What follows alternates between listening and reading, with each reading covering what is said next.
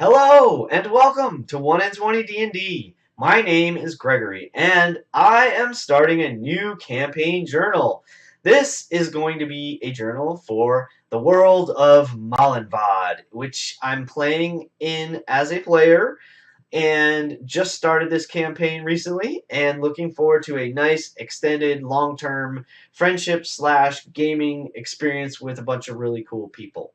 So let me do a quick breakdown of who's playing, what their character names are, and then I'll do a session summary as well as sort of introduce my personal character. And each week I will maybe go a little deeper into each of the characters playing in the game. So let's start at the top with our Dungeon Master. So this game is being DM'd by Mental Burnout. You can find him on and all of us on Twitter if you want to follow along with our antics and adventures. So Mental Burnout is our fantastic DM. He has set the stage, and part of that is that we are questing in the Domer Empire, or the remnants of the Domer Empire, let's say.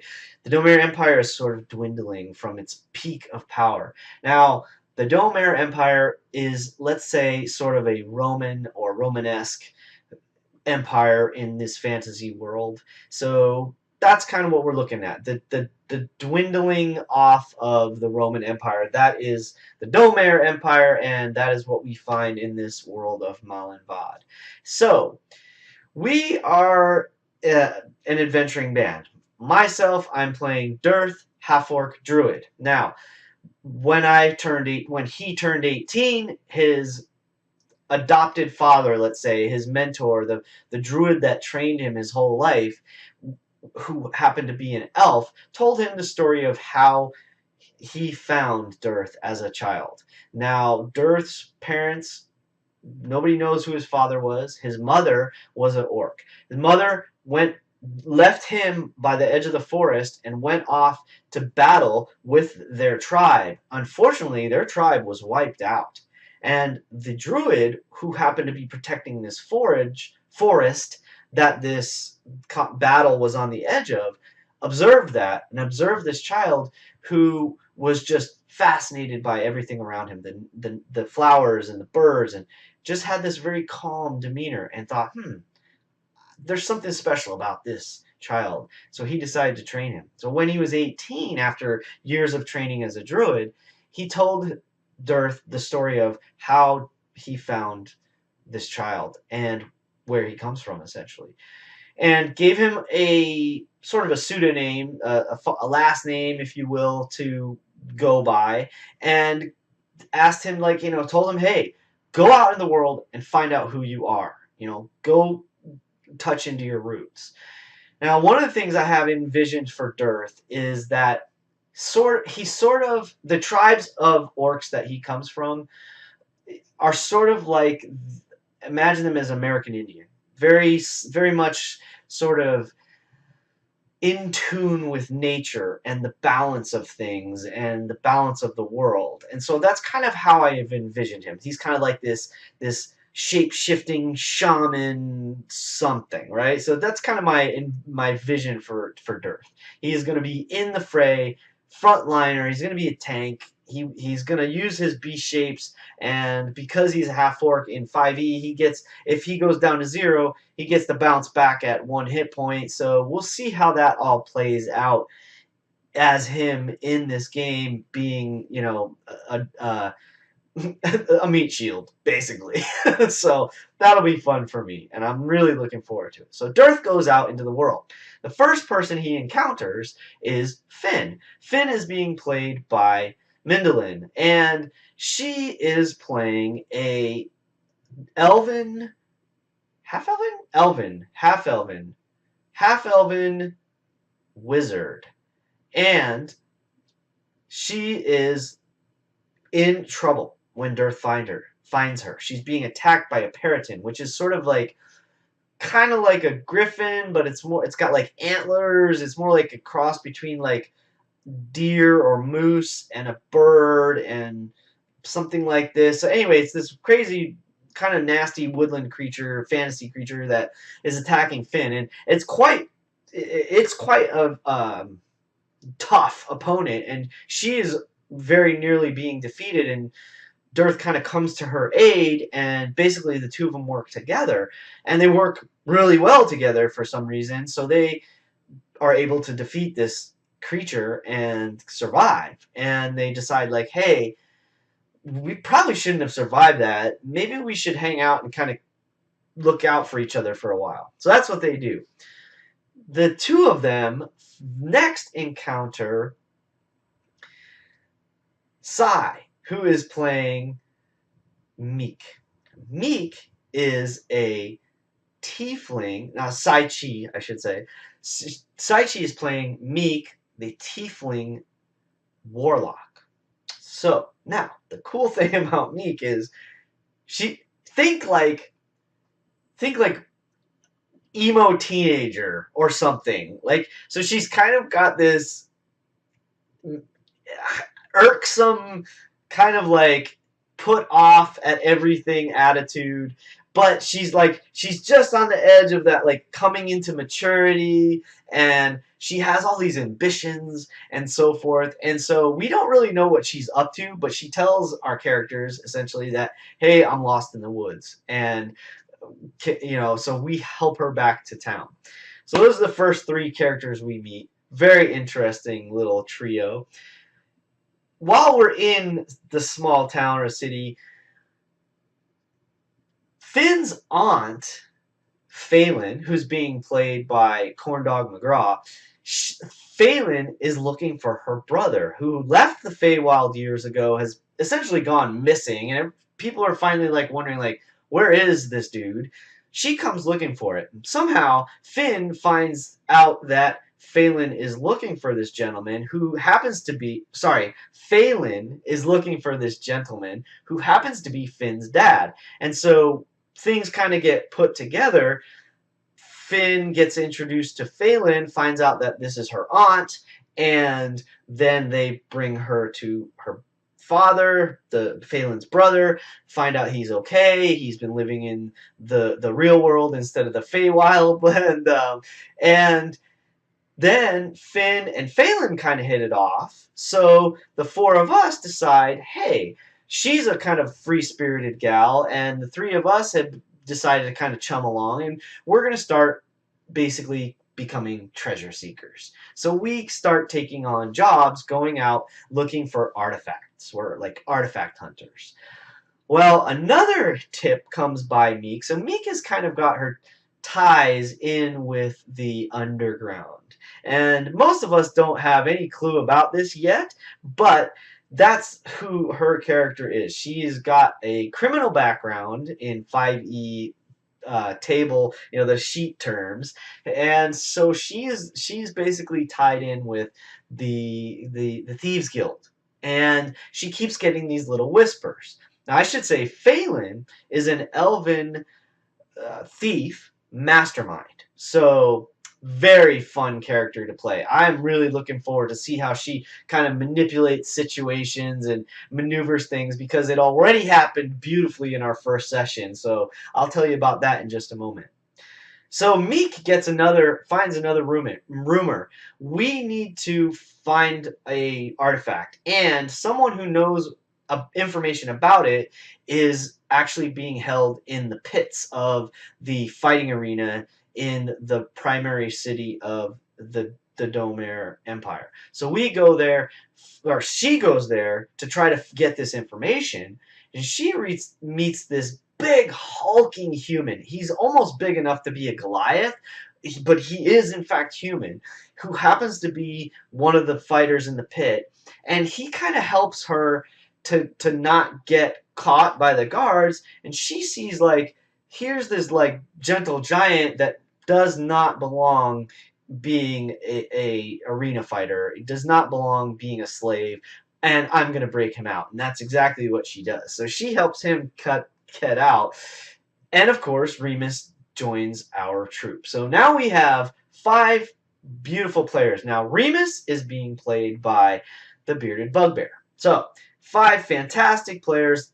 Remus is, of course, a barbarian and massive, big old axe and so forth, and just going to be so much fun. And again, this kind of gentle giant, you can sort of think like not quite like Hodor, but maybe more like Fezzik or something like this. Sort of simple-minded, good-hearted, but just monstrous, right? So we stand out as a group, to say the least. You know, half orc, half elf, tiefling, and essentially a Goliath. He's not, but he looks like, let's call him the Hulk, right?